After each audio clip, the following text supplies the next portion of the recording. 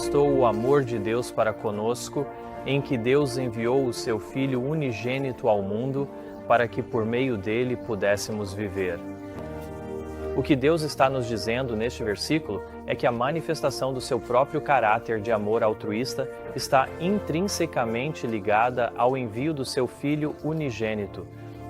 E se o significado dessas palavras, Filho unigênito, for destruído, então a revelação do caráter amoroso de Deus também é destruída. Na primeira parte desta mensagem, vimos como o Espiritismo e a doutrina da Trindade exigem a redefinição das palavras gerado e filho para significarem exatamente o oposto do que dizem.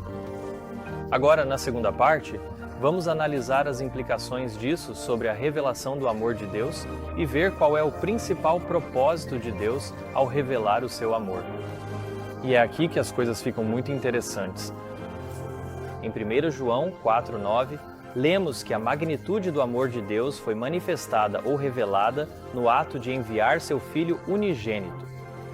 E como o amor de Deus é revelado no sacrifício que ele fez ao enviar seu Filho unigênito, isso significa que, quando líderes religiosos defendem doutrinas que negam que Jesus é o Filho de Deus, o que eles estão fazendo é obscurecer ou denegrir a manifestação do amor de Deus. Como poderemos contemplar a manifestação do amor de Deus que foi feita ao enviar seu Filho unigênito, se não acreditamos que Jesus foi gerado ou se não acreditamos que ele era realmente um filho? Seria impossível. Se existem três seres divinos coeternos cumprindo papéis diferentes, como alguns defendem, um Deus enviar outro Deus para morrer pelo homem, revela o amor do Deus que não precisou morrer? Obviamente que não. Deus ama seu Filho. Ele deu vida ao seu Filho. Pois assim como o Pai tem vida em si mesmo, assim também concedeu ao Filho ter vida em si mesmo. Ele criou todas as coisas por meio de seu Filho, porque por ele foram criadas todas as coisas que há nos céus e na terra. Deus amou tanto o seu Filho que investiu nele a mesma autoridade que possui, pois Jesus disse: "Todo o poder me foi dado no céu e na terra."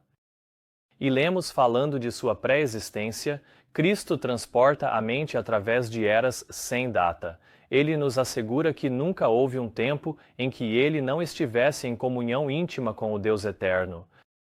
Ou seja, desde o momento em que Jesus foi gerado e saiu de Deus, nunca houve um tempo em que ele não estivesse em íntima comunhão com seu Pai. O Pai e o Filho eram inseparáveis. Deus concedeu a Cristo a mais alta consideração, dizendo que todos os anjos de Deus o adorem. E então ele expressou o prazer que tinha em seu Filho quando veio uma voz do céu dizendo: "Tu és meu Filho amado, em quem me comprazo." Deus nos diz que seu Filho é o resplendor da sua glória e a expressa imagem do seu ser. Agora podemos fazer a seguinte pergunta: qual seria o sacrifício mais fácil para um pai? Dar a própria vida por seu filho amado ou entregar a vida de seu filho amado por outros? Acredito que qualquer pai ou mãe que ama seu filho não hesitaria em dar a própria vida para que seu filho pudesse viver, e essa seria a opção mais fácil entre as duas. Mas por quê? Por que entregar a própria vida seria mais fácil? E eu vou te dizer por quê. É porque o amor é mais forte do que a morte, e o amor se importa mais, muito mais com a vida dos outros e com o objeto de seu amor do que com a própria vida, porque o verdadeiro amor é altruísta. O dom de Cristo revela o coração do Pai. Ele testifica que os pensamentos de Deus para conosco são pensamentos de paz e não de mal. Declara que, embora o ódio de Deus pelo pecado seja tão forte quanto a morte, seu amor pelo pecador é mais forte do que a morte. Tendo assumido a nossa redenção, ele não poupará nada, por mais precioso que seja necessário para a conclusão de sua obra.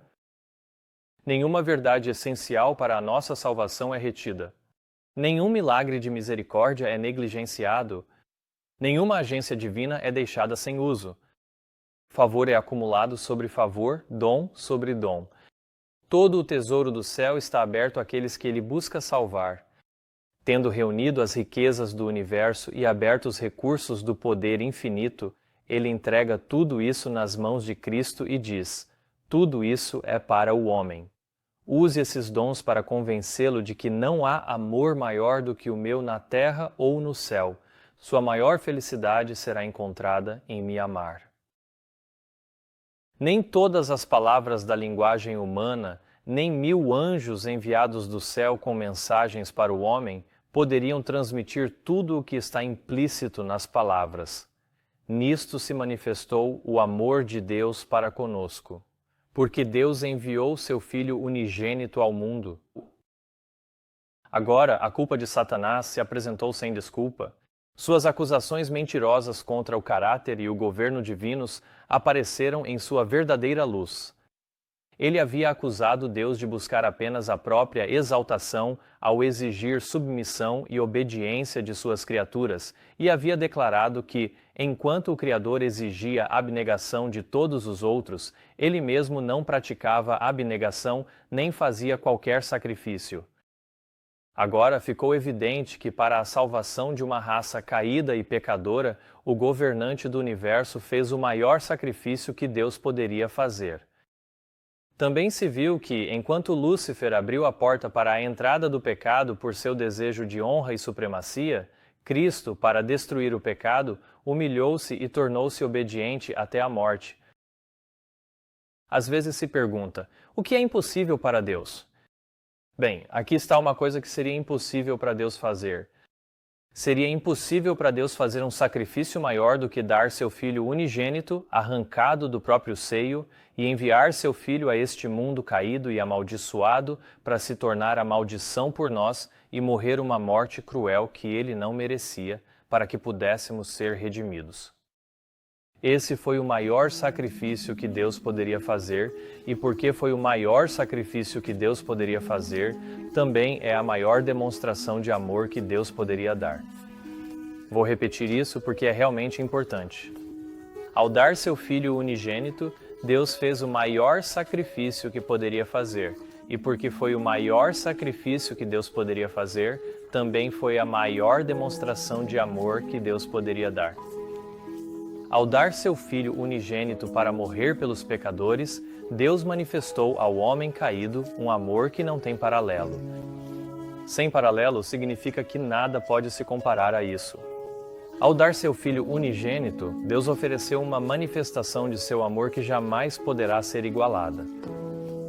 Louvor e adoração foram derramados pela abnegação e sacrifício de Jesus por ele ter consentido em deixar o seio do Pai e escolher uma vida de sofrimento e angústia, e morrer uma morte ignominiosa para dar sua vida pelos outros. Disse o anjo: pensais que o Pai entregou seu Filho amado sem luta? Não, foi realmente uma luta para o Deus do céu decidir entre deixar o homem culpado perecer ou dar seu Filho amado para morrer por eles. Até mesmo o Deus onipotente lutou ao entregar seu Filho unigênito. Que Deus sacrificasse seu Filho, a quem ama, para redimir uma raça de seres que menos merecem isso, é uma revelação de amor insondável, uma revelação que está além da nossa capacidade de compreender plenamente.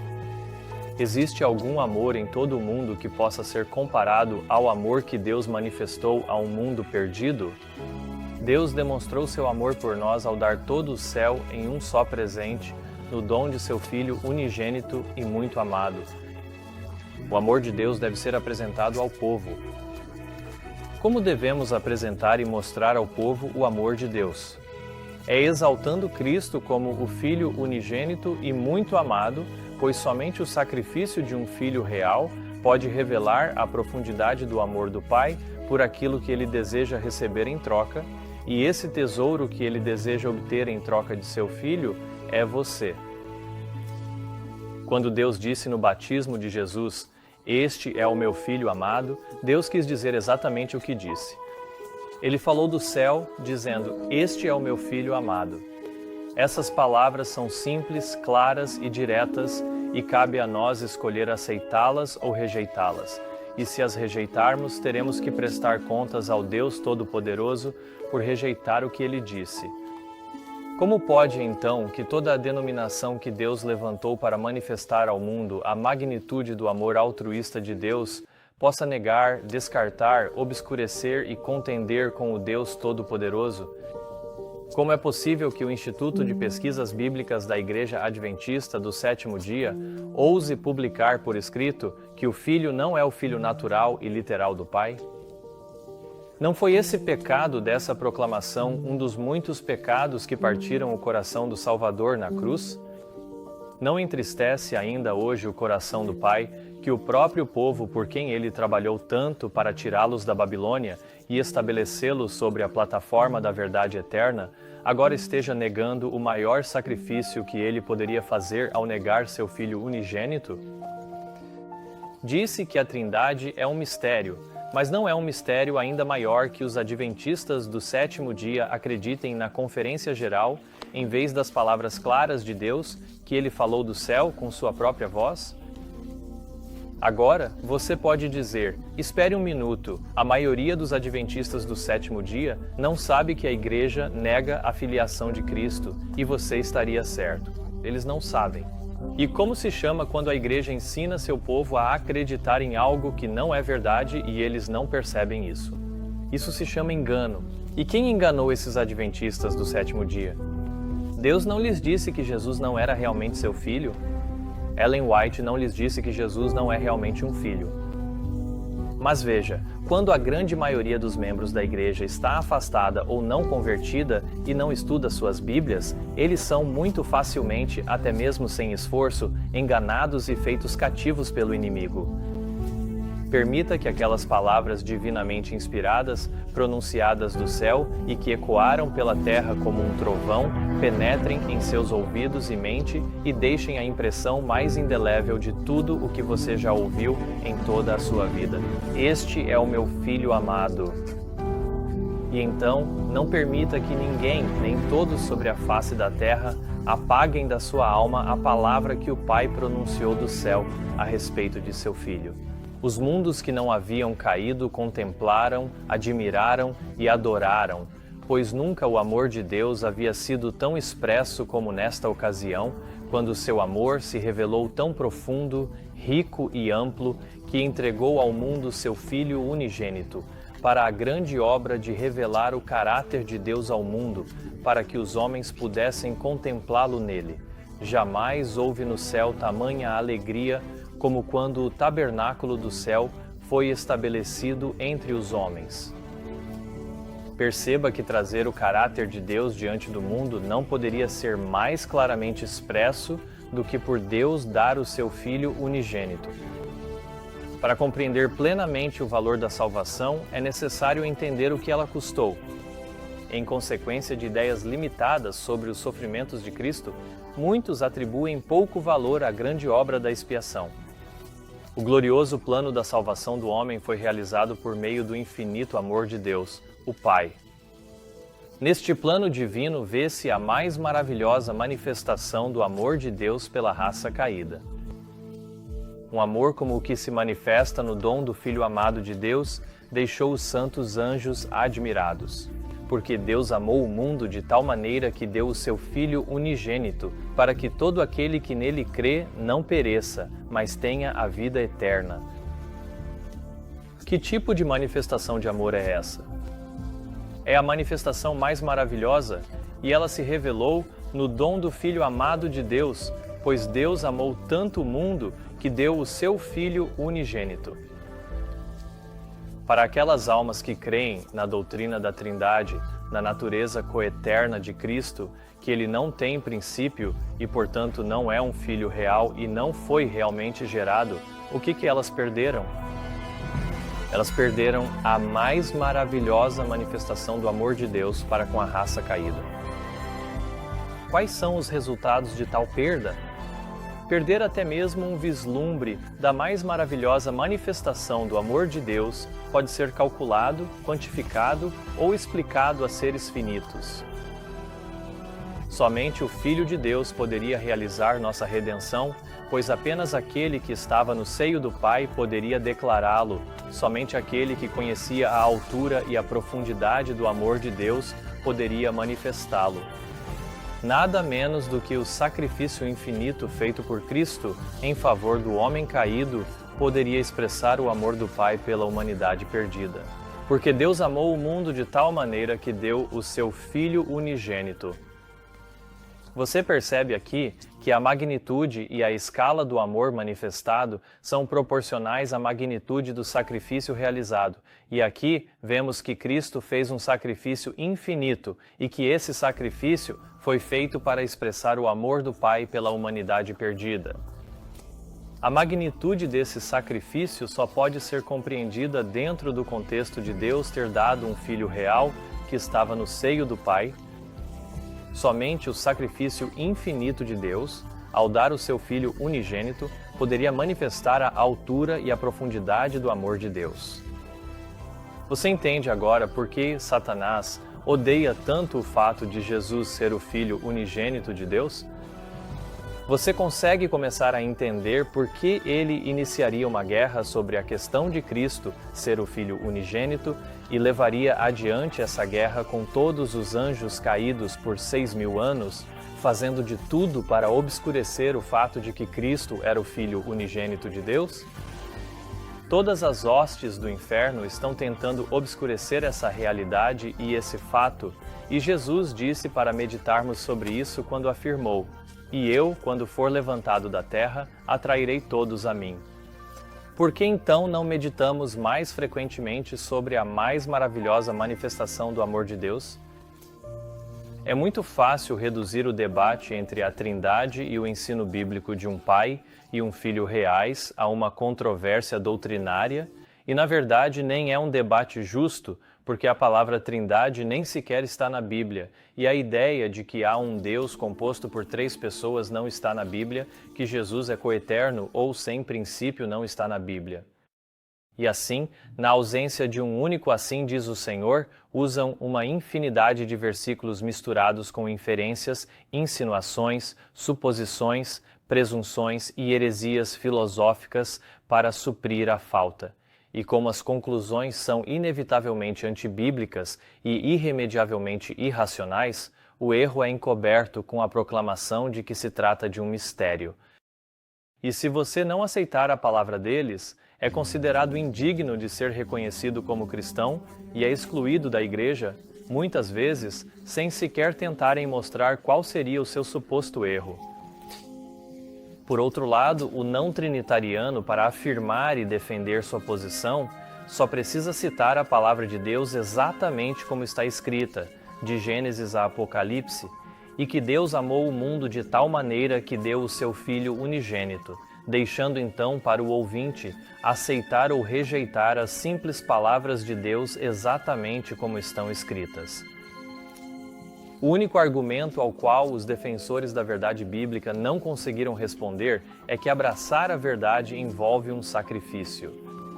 A razão mais comum pela qual homens e mulheres escolhem acreditar em filosofias e credos criados por homens, em vez da simples palavra de Deus como está escrita, é porque a verdade os coloca em conflito com seus pastores e evangelistas, famílias da igreja, irmãos ou pais.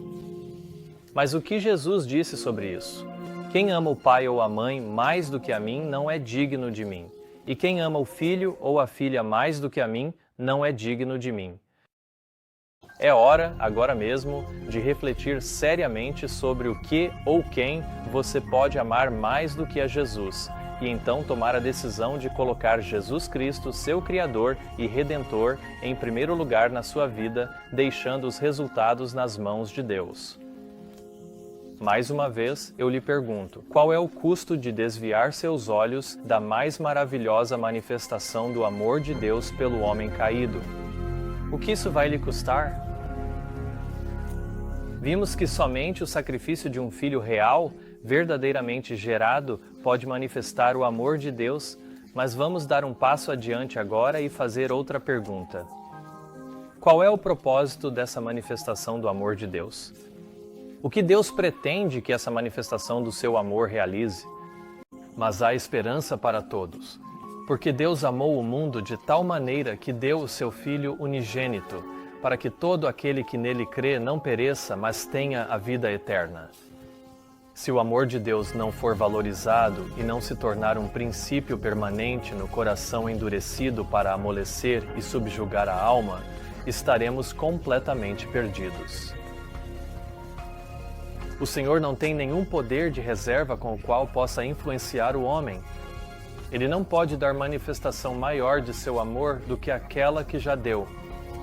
O presente mais precioso do céu foi oferecido livremente para sua aceitação. Se a demonstração do amor de Jesus não derreter e subjugar o seu coração, por que outro meio você poderá ser alcançado? 2 vezes nesta declaração lemos que o propósito do amor de Deus é amolecer e subjugar a alma ou o coração. E esse objetivo é tão importante que, se o amor de Deus não produzir o efeito desejado, estaremos completamente perdidos.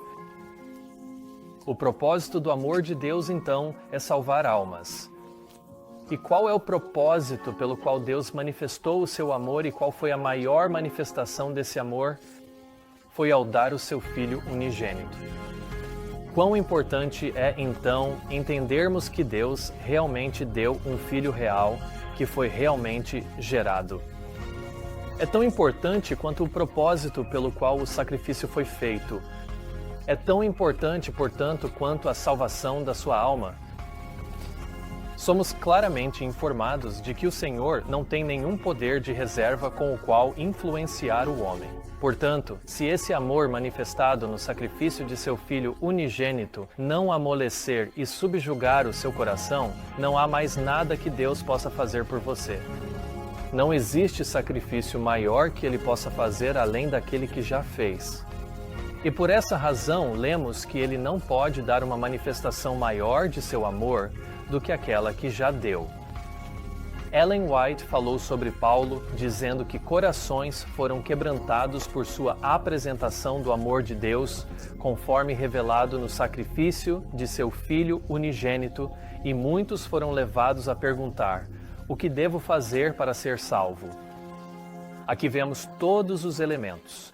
Houve uma apresentação do amor de Deus, e esse amor foi revelado ou manifestado no sacrifício de seu Filho unigênito. E qual foi o resultado dessa revelação de amor? Corações foram quebrantados ou subjugados. E não foram poucos, mas muitos foram levados a perguntar: o que devo fazer para ser salvo?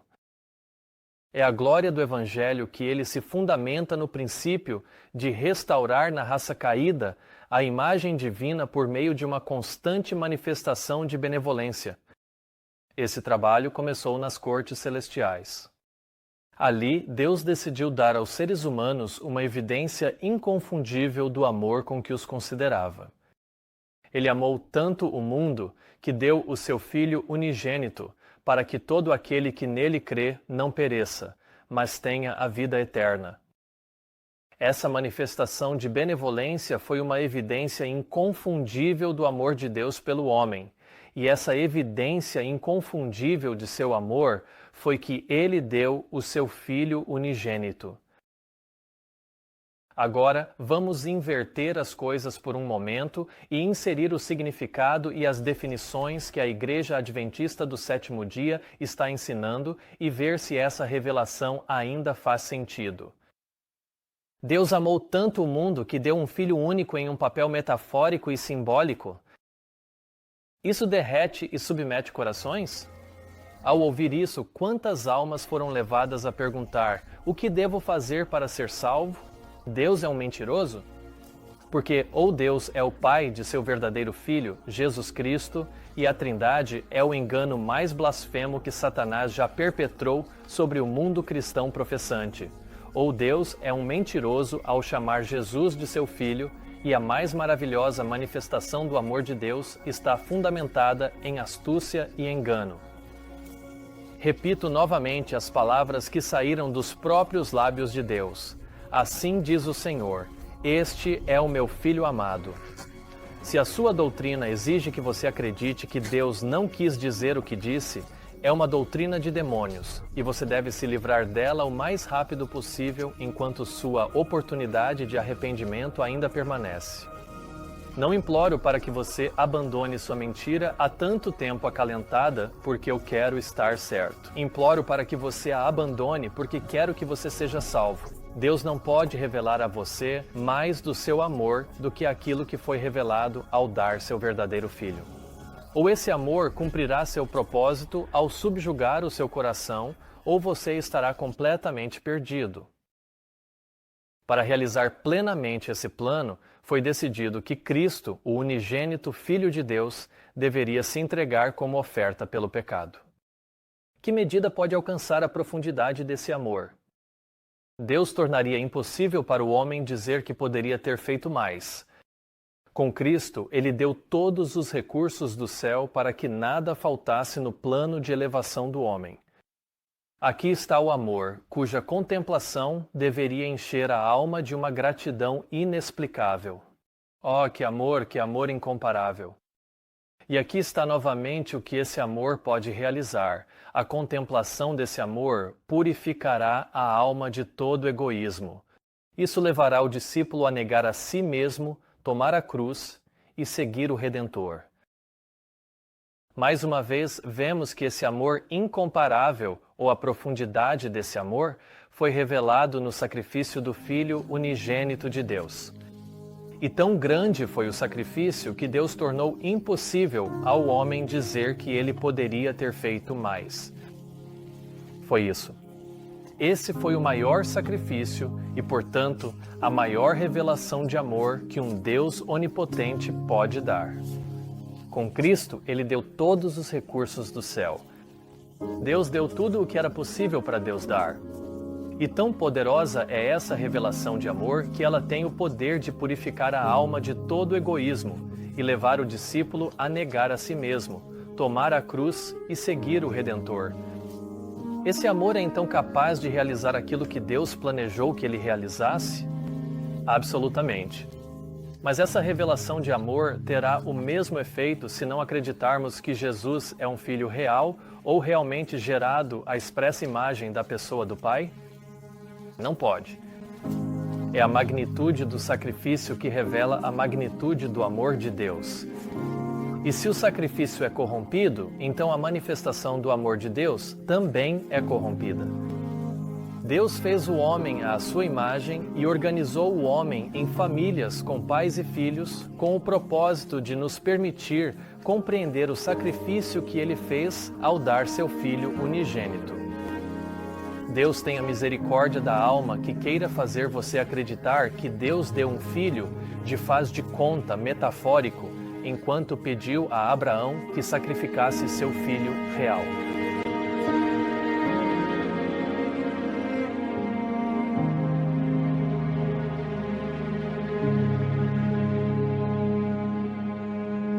Paulo sabia por experiência que quando um pecador contempla o amor do Pai revelado no sacrifício de seu Filho e se rende à influência divina, ocorre uma mudança de coração e, a partir de então, Cristo é tudo em todos.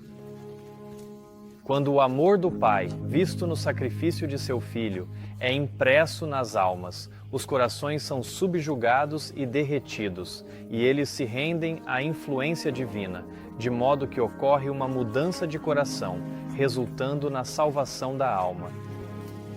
O amor de um pai, ao dar seu filho unigênito, é o amor que salvará almas. E agora você entende por que Satanás odeia absolutamente o fato de Deus ser um pai de verdade e Jesus ser seu verdadeiro filho unigênito. Satanás sabe que a mais maravilhosa manifestação do amor de Deus tem o poder de transformar corações e redimir almas de seu domínio, e é por isso que o esforço constante de Satanás é travar uma guerra sobre a questão de Cristo ser o Filho unigênito de Deus.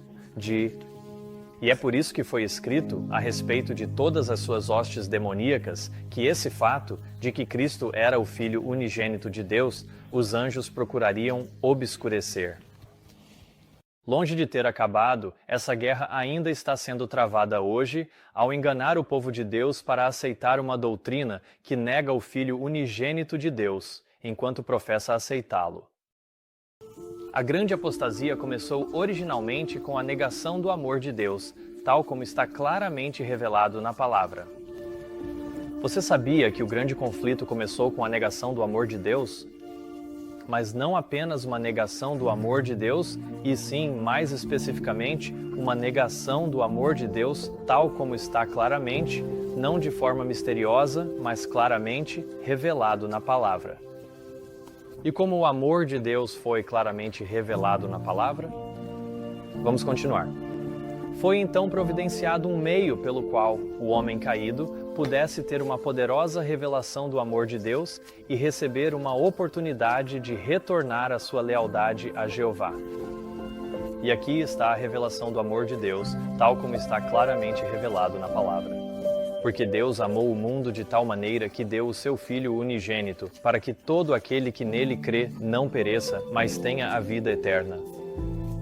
O que essa declaração nos diz é que a grande apostasia começou originalmente com a negação do amor de Deus, tal como está claramente revelado na palavra, e de que ele deu o seu Filho unigênito.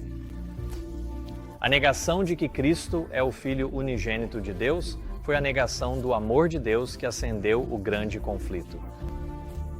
Então, como você acha que Satanás guerrearia contra essa manifestação do amor de Deus? Ele só poderia fazer isso modificando, reinterpretando ou removendo aquilo que revela claramente Jesus Cristo como o Filho unigênito de Deus. E acredite, se quiser, a maioria das traduções da Bíblia de fato removeu a palavra unigênito ou a alterou completamente. A Nova Versão Internacional diz: porque Deus amou o mundo de tal maneira que deu o seu Filho único e amado. A Bíblia Cristã Padrão diz: ele deu o seu Filho único e amado. A Bíblia Comum em inglês diz: ele deu o seu único Filho. A Bíblia Viva diz: seu único Filho. A Nova Bíblia Americana Padrão diz: seu único Filho. A Nova Bíblia Católica diz: seu único Filho. E a Versão Padrão Revisada diz: seu único Filho. O site Sabbath School Net escreve que o Instituto Adventista de Pesquisa Bíblica concorda com as traduções modernas de um só, em vez de unigênito. O Sabbath School Net está citando um artigo diretamente do BRI sobre João 3,16 e a palavra unigênito, no qual eles escrevem: quando o termo é usado para descrever Jesus, ele simplesmente significa único ou um e somente. E eles confirmam a tradução da Nova Versão Internacional de 1 João 4,9 dizendo: o Pai nos amou e enviou seu único e amado Filho ao mundo para que pudéssemos viver por meio dele. Deus deu o presente mais precioso que tinha, seu único e exclusivo Filho, para nos redimir. E é por isso que os adventistas do sétimo dia, como o Sabbath School Net, chegam à conclusão de que, em João 3,16, onde se diz Filho unigênito ou Filho único, não está se referindo ao Filho de Deus tendo sido gerado ou nascido em algum momento. Em outras palavras, Jesus nunca foi nascido ou gerado por Deus, mesmo que Ellen White, a quem eles professam acreditar, tenha escrito sobre Jesus como o primogênito do céu e o unigênito do Pai. Vemos que Satanás está determinado a impedir que os homens vejam o amor de Deus que o levou a dar seu Filho unigênito para salvar uma raça perdida, pois é a bondade de Deus que leva os homens ao arrependimento. E assim, Satanás leva homens e mulheres a acreditarem que Jesus não é realmente gerado e não é realmente o Filho de Deus, para que eles não vejam o amor de Deus que os levaria ao arrependimento. Novamente, é por isso que os anjos de Satanás procuram obscurecer esse fato, que Cristo era o único Filho gerado de Deus. E esse fato é frequentemente obscurecido ao reinterpretar a palavra gerado para significar único ou criado, ou ao denegrir o verdadeiro significado da palavra filho, reduzindo-a a um mero título, encenação ou qualquer coisa que não seja um filho real. Deus amou o mundo de tal maneira que deu o seu Filho unigênito, para que todo aquele que nele crê não pereça, mas tenha a vida eterna. Esse amor em favor do homem, expresso no dom de seu Filho unigênito, despertou em Satanás o ódio mais intenso, tanto em relação ao doador, que é Deus, quanto ao presente de valor inestimável, que é seu Filho. Satanás havia apresentado o Pai ao mundo de forma distorcida, e por meio desse grande dom, suas representações foram provadas falsas. Pois ali estava um amor sem paralelo, provando que o homem seria redimido a um custo inconcebível. E aqueles que aceitaram esse fato, de que o dom de Deus foi dar um filho real, gerado por Deus, também despertaram em Satanás o ódio mais intenso. Você conhece alguém que foi desassociado por rejeitar a Trindade e por aceitar o Filho unigênito de Deus? Como essas pessoas foram retratadas por aqueles que discordaram delas? Como mentirosos? Como enganadores? Como homens ou mulheres tentando causar divisão ou discórdia? E qual foi o crime deles? Tentar ajudar outros a enxergar a mais maravilhosa manifestação do amor de Deus? Em 2018, o livro de Ty Gibson, The Sonship of Christ, foi calorosamente acolhido e altamente considerado pela maioria dos adventistas do sétimo dia. Diversos ministérios e organizações, como a 3ABN, fizeram entrevistas com Ty, e a denominação Adventista do Sétimo Dia endossou e promoveu o livro em seu próprio canal no YouTube. No livro, Ty Gibson escreve: é nesse contexto que Jesus se identifica como o Filho unigênito de Deus. Certamente essa linguagem significa que o Pai, lá atrás na eternidade passada, deu à luz Jesus antes do que Jesus não tinha uma existência distinta de Deus. E então conclui: na verdade não significa nada disso. Ele prossegue explicando que Filho unigênito é um título de aliança, não um título cronológico ou ontológico. Com essas palavras, ele deixa claro que acredita que Jesus não é realmente o Filho unigênito de Deus, como o Pai o declarou ao falar do céu.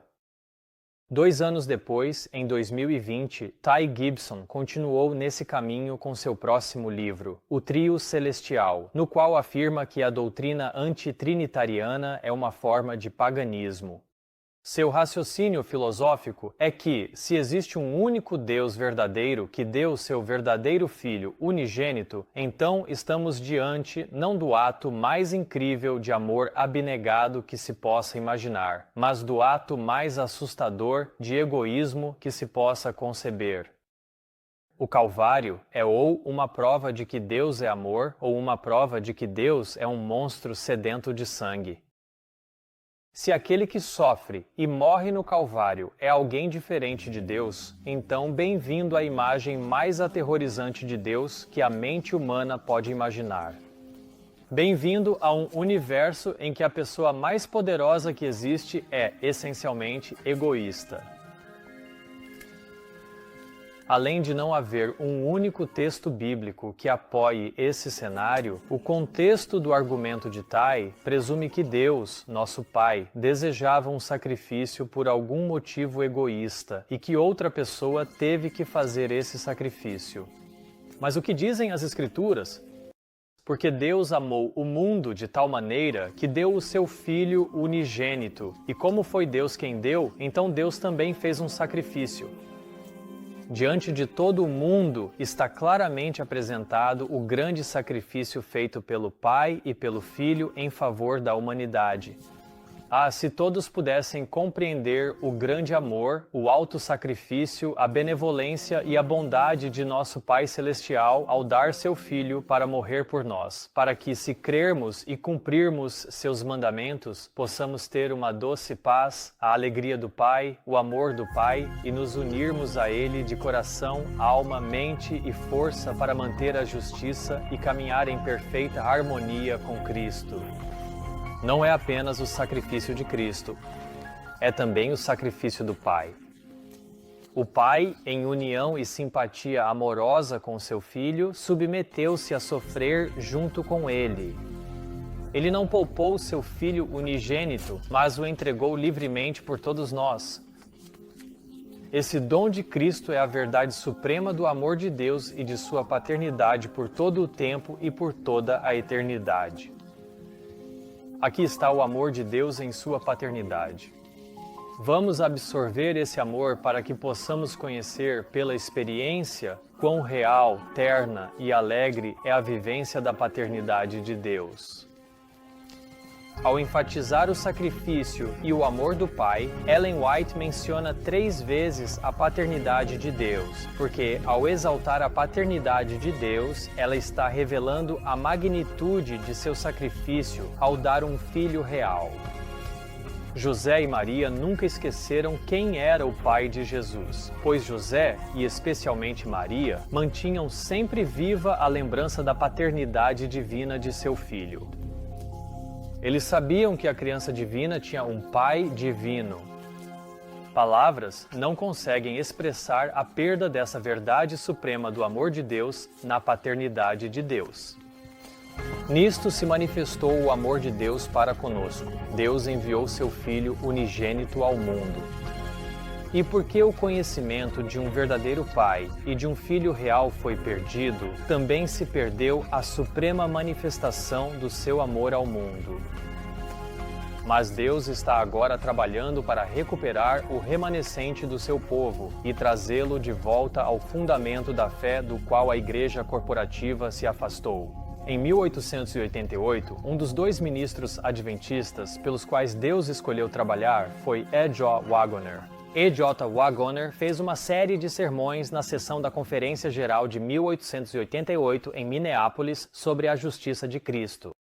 Veja o que Ellen White disse após ouvir suas mensagens. Aquilo que foi apresentado está em perfeita harmonia com a luz que Deus se agradou em me dar durante todos os anos da minha experiência. Vocês sabem que uma luz preciosa brilhou em conexão com a lei de Deus à medida que a justiça de Cristo foi apresentada juntamente com essa lei. O Dr. Waggoner trouxe a vocês uma luz preciosa, não uma luz nova, mas uma luz antiga que foi esquecida por muitas mentes e que agora está brilhando novamente em raios claros.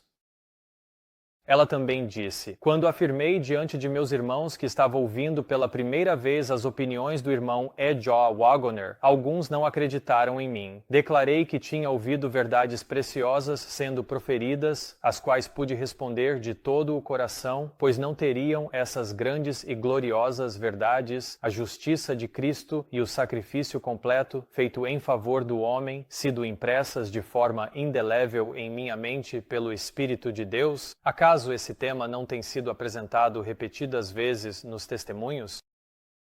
E então, ao falar sobre A.T. Jones e E. J. Waggoner, ela acrescentou: quando o Senhor deu aos meus irmãos o encargo de proclamar essa mensagem, senti-me indescritivelmente grata a Deus, pois sabia que era a mensagem para este tempo. Essas mensagens sobre a justiça de Cristo, apresentadas por A.J. Waggoner, receberam as mais altas aprovações da irmã White, que chegou até a reconhecer que suas mensagens eram de origem divina, pois o Senhor deu aos meus irmãos o encargo de proclamar essa mensagem. E.J. Waggoner utilizou o conteúdo de seus sermões de 1888 e, um ano depois, publicou o livro Cristo e Sua Justiça. Neste livro, E.J. Waggoner escreve: as Escrituras declaram que Cristo é o unigênito Filho de Deus. Ele é gerado, não criado. Quanto ao momento em que foi gerado, não nos cabe investigar, nem nossas mentes poderiam compreender se nos fosse dito. Houve um tempo em que Cristo saiu e veio de Deus, do seio do Pai, mas esse tempo está tão distante nos dias da eternidade que, para a compreensão finita, é praticamente sem começo. Waggoner afirmou claramente sobre Cristo que ele é gerado, não criado, concordando assim com Ellen White quando ela escreveu: Deus amou o mundo de tal maneira que deu o seu Filho unigênito, não um filho por criação como foram os anjos, nem um filho por adoção como é o pecador perdoado, mas um filho gerado à expressa imagem da pessoa do Pai. Nossos pioneiros e Ellen White entendiam que gerado e criado não significam a mesma coisa. Esse entendimento também foi perdido.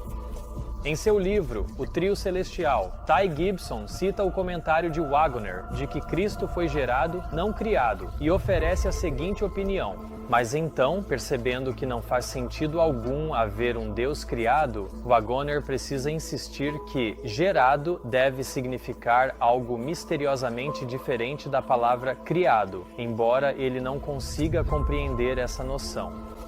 E por que ele não consegue compreender isso? Bem, porque não existir e então passar a existir, seja qual for o nome que se dê ao evento causal, geração ou criação, são conceitualmente a mesma coisa. Em algum nível ele sabe disso, então precisa tirar uma ideia do nada, e é realmente do nada mesmo. Ele diz que o momento em que Deus gerou Cristo foi tão distante, nos dias da eternidade, que para a compreensão finita é praticamente sem começo. Em termos leigos, isso é o que se chama de conversa filosófica sem sentido. Basicamente, é um exercício de não dizer nada significativo enquanto tenta parecer que está oferecendo uma explicação inteligente.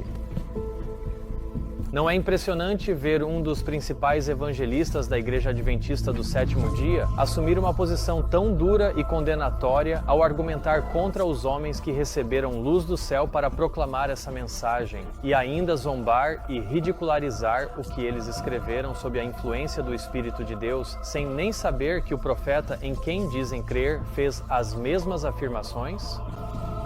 Bem-vindo ao ômega da apostasia. Talvez, em certa medida, você agora possa entender por que o ômega fez o profeta tremer. Houve outro homem na história da Igreja Adventista que levou a Igreja à doutrina trinitariana. Esse homem, é claro, foi o Dr. John Harvey Kellogg. Em menos de um mês após o Dr. Kellogg anunciar que havia passado a crer na Trindade e acreditava em Deus o Pai, Deus o Filho e Deus o Espírito Santo, Ellen White deu-lhe o seguinte conselho, e esse conselho é tão pertinente para Ty Gibson e outros como ele que defendem essas sofisticações blasfemas. Meu irmão, devo lhe dizer que você tem pouca noção de para onde seus passos o têm levado. Você tem se aliado àqueles que pertencem ao exército do grande apóstata. Sua mente tem estado tão escura quanto o Egito. Se você cair sobre a rocha e for quebrantado, Cristo o aceitará, mas você tem estado no terreno do inimigo, fazendo a obra dele. O mundo religioso está rapidamente seguindo o mesmo caminho que você tem seguido. Se você continuar a trilhar esse caminho, terá muita companhia, mas qual será o fim disso? Por tanto tempo você tem andado em trevas, por tanto tempo tem seguido o seu próprio caminho, que pode ser fortemente tentado a resistir a este apelo que faço. Se não fosse pelo fato de que seus interesses eternos estão em jogo, eu não lhe falaria sobre este assunto. Você não fará um esforço completo, determinado e semelhante ao de Cristo para quebrar o feitiço que Satanás lançou sobre você? Ele tem tido grande poder sobre sua mente e o influenciado em caminhos errados. Ele pensa que pode segurá-lo agora. Você não vai derrotá-lo e desapontá-lo? Escrevo para você como escreveria para um filho. Afaste-se do inimigo, o acusador dos irmãos. Diga a ele: afasta-te de mim, Satanás. Cometi um pecado grave ao dar ouvidos às suas sugestões. Não vou mais escutá-las. Imploro pelo bem da sua alma que resista ao tentador para que ele fuja de você. Aproxime-se de Deus e ele se aproximará de você. Você perderá o céu a menos que caia sobre a rocha e seja quebrantado. Já se passaram mais de 120 anos desde que esse apelo foi feito. O período de provação do Dr. Kellogg se encerrou. Até onde sabemos, não houve nenhum pedido de desculpas por parte do Dr. Kellogg, nenhuma carta admitindo sua culpa, nenhuma carta de arrependimento ou de afastamento do seu pecado de exaltar suas próprias sofismas sobre Deus no lugar do que Deus disse sobre si mesmo. Assim como nosso Salvador, estamos neste mundo para servir a Deus. Estamos aqui para nos tornarmos semelhantes a Deus em caráter e, por meio de uma vida de serviço, revelá-lo ao mundo. Esse é todo o nosso propósito, toda a razão da nossa existência. E o motivo de tudo o que fazemos é nos tornarmos semelhantes a Deus em caráter, para que possamos, por meio de uma vida de serviço, revelá-lo ao mundo. Para cumprir o propósito para o qual todos nós fomos criados, precisamos nos tornar semelhantes a Deus em caráter. Então, como devemos fazer isso? Como podemos nos tornar semelhantes a Deus em caráter? Lemos: para sermos cooperadores com Deus, para nos tornarmos semelhantes a Ele e revelar seu caráter, precisamos conhecê-lo corretamente. Esses são os pré-requisitos para cumprir o propósito da nossa existência. Para nos tornarmos semelhantes a Deus em caráter, precisamos conhecê-lo corretamente. E isso levanta a questão: como podemos conhecê-lo corretamente? Devemos conhecê-lo como ele se revela. O conhecimento de Deus é o fundamento de toda verdadeira educação e de todo verdadeiro serviço. É a única proteção real contra a tentação. Somente isso pode nos tornar semelhantes a Deus em caráter. Esse é o conhecimento necessário para todos que trabalham pela elevação de seus semelhantes. A transformação do caráter, a pureza de vida, a eficiência no serviço e a adesão a princípios corretos dependem de um conhecimento correto de Deus. Esse conhecimento é a preparação essencial tanto para esta vida quanto para a vida futura. Você percebeu que a transformação do seu caráter e até mesmo a eficiência do propósito para o qual você foi criado, ao revelar Deus, dependem de um conhecimento correto de Deus? Mas faz sentido, não faz? Até mesmo um conhecimento correto de Deus pode ser uma proteção na tentação. Você sabia que um conhecimento correto de Deus vai te ajudar a obter vitória sobre o pecado? Sobre o conhecimento de Deus, ela escreve: é somente isso que pode nos tornar semelhantes a Deus em caráter. Somente isso. Não há outro caminho. Ou entendemos o significado dessas palavras, ou não poderemos cumprir nosso propósito nesta vida ou na vida futura. Precisamos ter um conhecimento correto de Deus e, novamente, como saber se temos esse conhecimento correto de Deus? Temos um conhecimento correto de Deus quando o conhecemos como Ele se revela. Você conhece Deus como um Deus imaterial, 3 em 1, como os homens lhe ensinaram? Ou você conhece Deus como Ele se revela em Sua palavra? Como um Pai amoroso que deu seu Filho unigênito, formado à expressa imagem de Sua própria pessoa. Pense cuidadosamente nessas perguntas, pois delas depende a sua salvação. Se Deus se revela como um Pai que amou tanto o mundo que deu seu Filho unigênito, então não seria meditar sobre o sacrifício de Deus ao dar seu Filho algo que nos ajudaria a conhecer Deus? É verdade que Deus deu seu Filho unigênito para morrer por nós, para sofrer a penalidade da lei de Deus que foi quebrada. Devemos considerar isso e meditar sobre esse fato. E aqui está o resultado. E quando nossas mentes estão constantemente refletindo sobre o incomparável amor de Deus pela raça caída, começamos a conhecer Deus e a nos familiarizar com Ele, a ter um conhecimento de Deus e de como Jesus Cristo, ao vir ao nosso mundo, deixou de lado suas vestes reais e sua coroa de rei e revestiu sua divindade com a humanidade. Por nossa causa, Ele se fez pobre para que nós, por meio de sua pobreza, pudéssemos ser enriquecidos.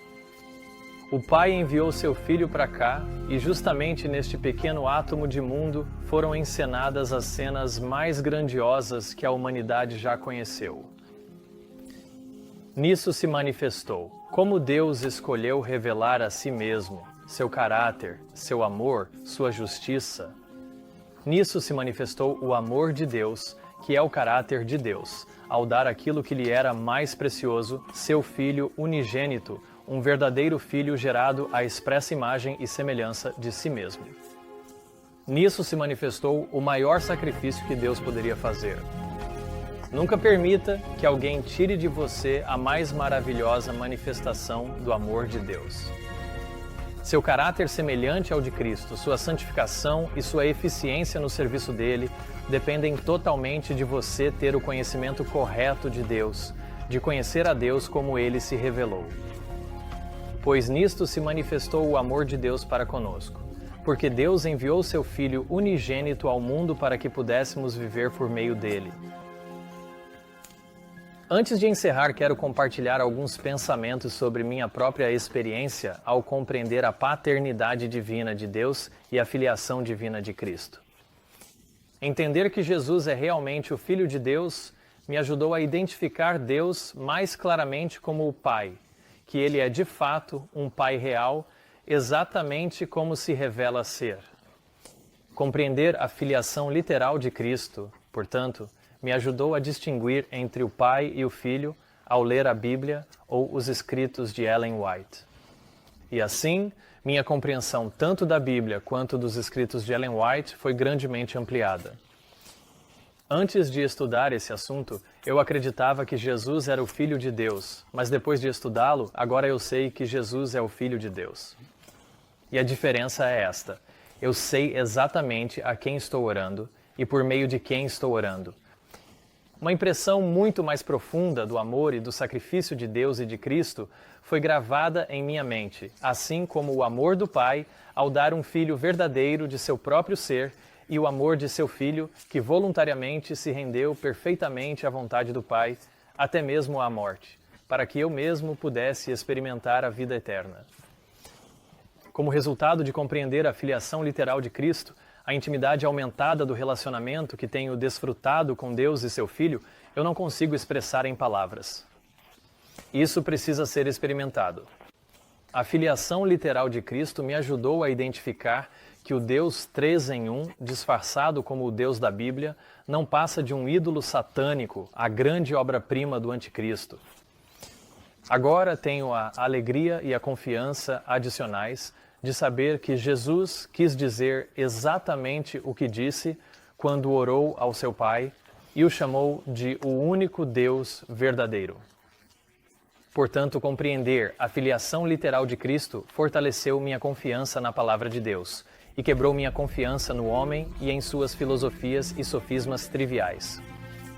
As palavras de Jesus ecoam em minha mente com novo fervor, pois aquilo que é altamente estimado entre os homens é abominação diante de Deus.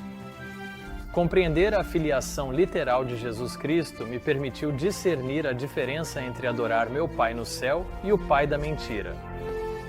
E saber que Jesus é o verdadeiro Filho de Deus tornou 1000 vezes mais distinta e clara a verdadeira causa raiz do grande conflito entre Cristo e Satanás, e tornou o significado da batalha sobre esse assunto mais real, aplicável e visível, até mesmo nos dias de hoje. Pois quando as escamas caem dos seus olhos, você consegue ver essa controvérsia sobre a identidade de Deus e de seu Filho exatamente como ela realmente é, o último reduto de Satanás para enganar o mundo, levando-o a rejeitar a divindade de Cristo e o sacrifício de um Deus amoroso. A filiação literal de Cristo trouxe uma profundidade e um significado novos e antes inimagináveis para a minha compreensão da biologia de toda a vida na Terra, ao perceber que, em cada planta e animal que gera segundo a sua espécie, isso serve para provar a todas as hostes celestiais e a todos os mundos não caídos que o Deus divino realmente trouxe de seu próprio seio um Filho divino, à sua própria imagem e natureza, segundo a sua própria espécie. Agora entendo que Jesus é divino porque ele é o Filho literal de Deus, gerado por Deus. E também percebo que, ao rejeitar a filiação literal de Cristo, muitos não percebem que estão rejeitando sua divindade, pois as palavras de Jesus ressoam com tanta autoridade e grandeza. Pois o próprio Pai vos ama profundamente, porque vós me amastes e verdadeiramente crestes que eu saí de Deus. Eu vim do Pai. Até mesmo 1 Coríntios 8,6 ganha muito mais significado e importância. Mas para nós há um só Deus, o Pai, de quem são todas as coisas e para quem existimos, e um só Senhor, Jesus Cristo, por quem são todas as coisas, e nós por Ele. Versículos como este, e também Provérbios 8 e até João 3,16, agora têm uma relevância especial neste tempo de grande engano em que estamos vivendo.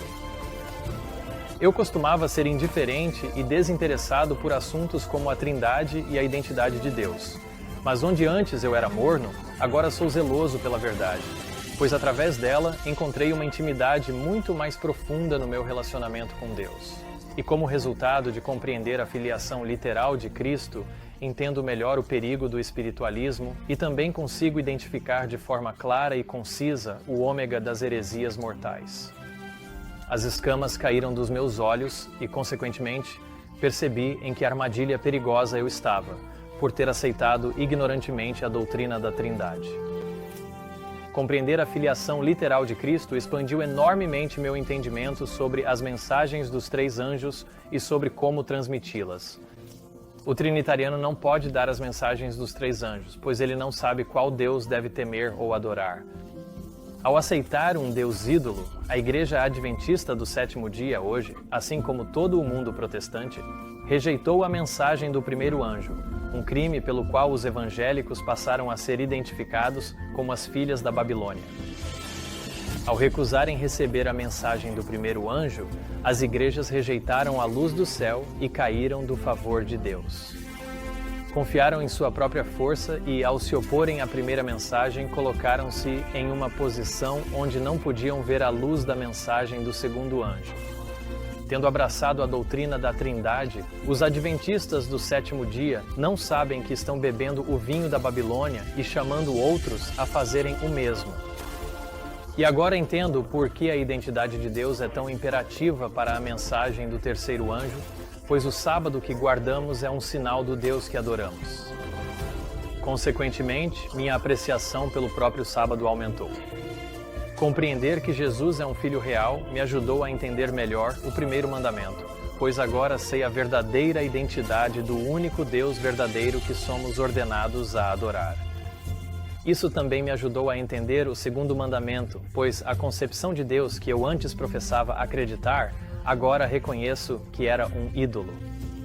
E quando passei a entender que Jesus realmente era o Filho de Deus, ficou profundamente gravado em mim o quanto Deus orientou firmemente o povo, em meados de 1800, a abandonar todas as suas igrejas babilônicas que adoravam a Trindade, e como Ele os reuniu e os chamou de adventistas do sétimo dia, guiando cuidadosamente seus estudos e compreensão de sua palavra com um profeta vivo entre eles.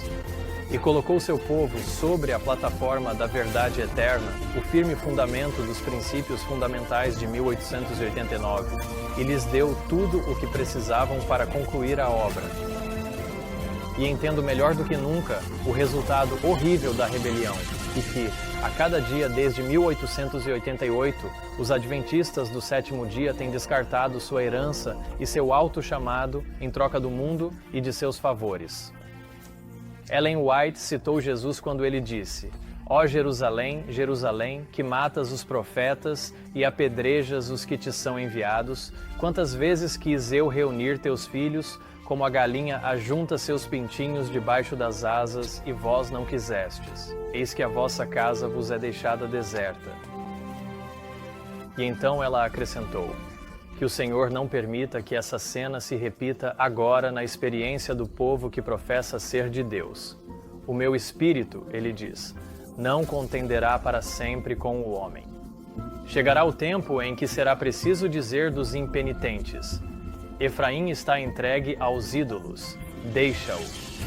Essas palavras a profetisa viva falou em referência à Igreja Adventista do sétimo dia.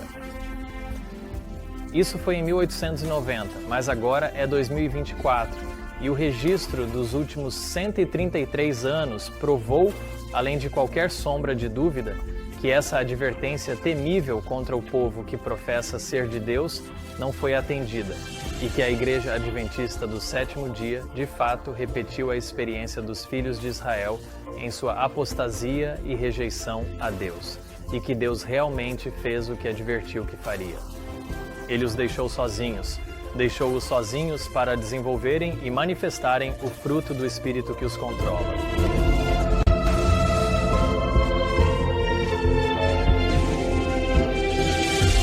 Um interesse, um assunto: Cristo, nossa justiça.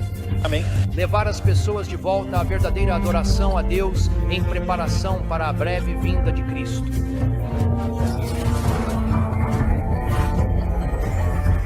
Como resultado de compreender o único Deus verdadeiro e a filiação literal de Cristo, fui capaz de identificar correta e decisivamente a nova organização sobre a qual Ellen White alertou em Primeiros Escritos Selecionados, página 204. Em Salmos 119 e 104, a Bíblia diz: "Pelos teus preceitos alcanço o entendimento, por isso odeio todo caminho falso." Como Davi, posso realmente testemunhar que quando seus olhos são abertos, você passa a odiar todo caminho falso. É impossível não odiar as mentiras e enganos que o mantiveram cego e vagando nas trevas por tantos anos. Eles se tornam detestáveis e seu coração se parte ao saber que ainda são o meio de escravizar seus irmãos e irmãs em Cristo e que eles não conseguem ou não querem discernir a armadilha mesmo depois de serem advertidos. Quando me tornei cristão, nasci de novo. Tudo na minha vida mudou. Meus interesses mudaram, minha mente mudou, minha visão de mundo mudou, minhas práticas mudaram e, em pouco tempo, até minha alimentação mudou. Não houve nada em mim que tenha permanecido igual. É impossível transmitir em palavras a outro ser humano o conceito de realmente nascer de Deus. Tudo muda, e não temporariamente, mas permanentemente e para melhor. Só posso tentar comparar a experiência de conhecer o único Deus verdadeiro e seu verdadeiro Filho Jesus a nascer de novo, novamente. Sempre será um dos marcos espirituais mais notáveis da minha vida. Tudo mudou.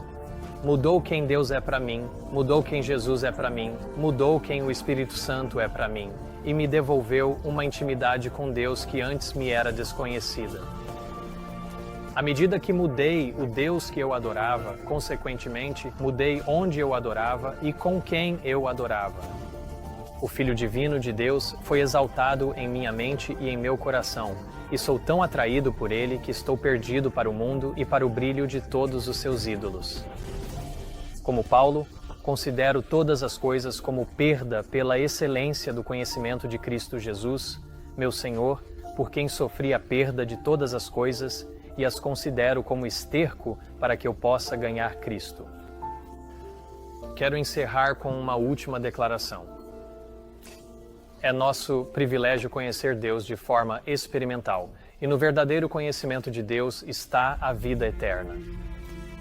O unigênito Filho de Deus foi o presente de Deus para o mundo, em cujo caráter foi revelado o caráter daquele que deu a lei aos homens e aos anjos. Ele veio proclamar o fato de que o Senhor nosso Deus é um só Senhor, e a Ele somente servirás. A menos que os homens conheçam a Deus como Cristo o revelou, nunca formarão um caráter segundo a semelhança divina e, portanto, nunca verão a Deus. É motivo de espanto entre os anjos no céu que aqueles que um dia conheceram a Deus possam se tornar descuidados, permitir que suas mentes sejam absorvidas por qualquer ocupação temporária e deixar que sua atenção se desvie do Deus do céu, a ponto de forma deliberada e voluntária, esquecerem seu Criador e substituí-lo por outros senhores e outros deuses. Chegou o tempo em que há muitos senhores e muitos deuses, e Satanás tem o propósito de se interpor entre Deus e a alma humana, para que os homens não prestem homenagem a Deus ao guardar a sua lei. Como é possível que, ao guardar a lei de Deus, os homens não estejam prestando homenagem a Ele? Bem, quem é que professa guardar a sua lei? Qual denominação é aquela que professa estar guardando a lei de Deus e, ao guardar a sua lei, os adventistas do sétimo dia estão prestando homenagem a Deus? Poderia-se dizer que os adventistas do sétimo dia já conheceram a Deus? E, se sim, eles se tornaram descuidados e permitiram que sua atenção fosse desviada do Deus do céu, no singular, a ponto de forma deliberada e voluntária, esquecerem seu Criador e substituí-lo, no singular, por outros senhores e outros deuses, no plural? E nessa substituição do único Deus do céu por falsos senhores e outros deuses, será que Satanás conseguiu interpor-se entre Deus e esses adventistas do sétimo dia, de modo que, mesmo ao guardarem sua lei e o sábado, eles não estejam prestando homenagem a Deus, mas a outro em seu lugar? Aqui está o restante da declaração. Satanás envolveu-se com vestes de brilho angelical e vem aos homens como um anjo de luz. Ele faz com que a alma culpada veja as coisas de forma distorcida, de modo que odeia aquilo que deveria amar e ama aquilo que deveria odiar e desprezar.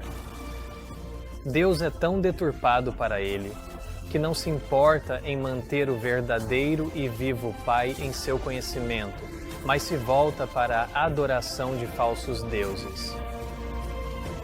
Agora você sabe como, nisto, o maior sacrifício que Deus poderia fazer manifesta o amor de Deus por nós, porque Deus enviou seu Filho unigênito.